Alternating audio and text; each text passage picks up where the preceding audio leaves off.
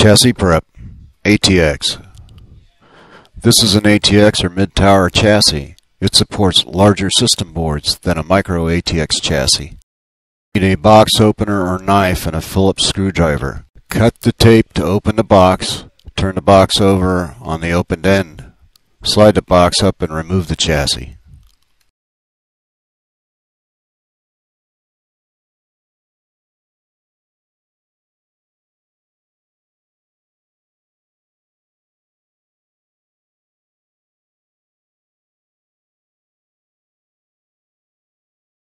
Looking at the rear of the chassis, there are openings or cutouts for the power supply and I/O shield. There are PCI port covers. Here is the front panel with access pop-outs for devices.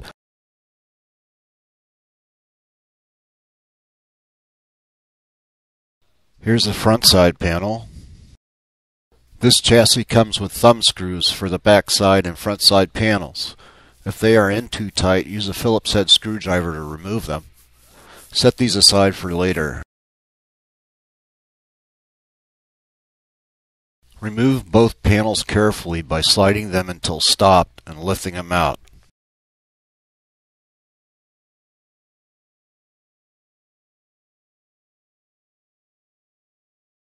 Looking inside the chassis, we find a bundle of cables. This bundle is not attached to the front panel.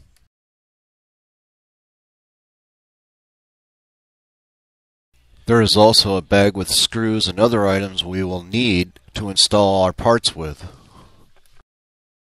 Remove this and set it aside for later.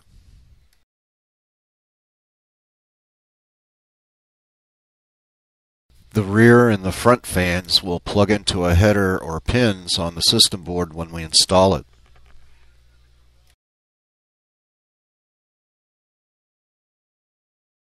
The backside drive bays all have screw hole locations for mounting our devices in.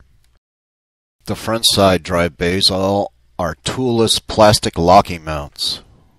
If the ATX chassis came with a power supply already installed, a power cord would be inside the chassis. Unbundle the cables and wiring.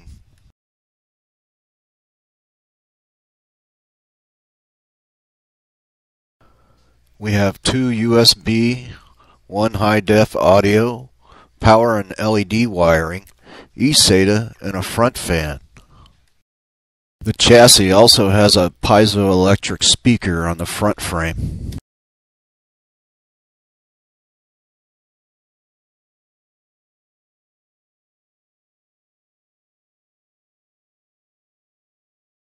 To remove the front panel, there is an opening on the bottom of the plastic. One hand on top of the chassis for support, and with the other hand pull out on the front panel. It's the top of the front panel and wiggle the front panel off its post. Set this aside for later. This chassis came with a nice front fan, so we won't have to install one. There is one more thing we need to do before we install our system board.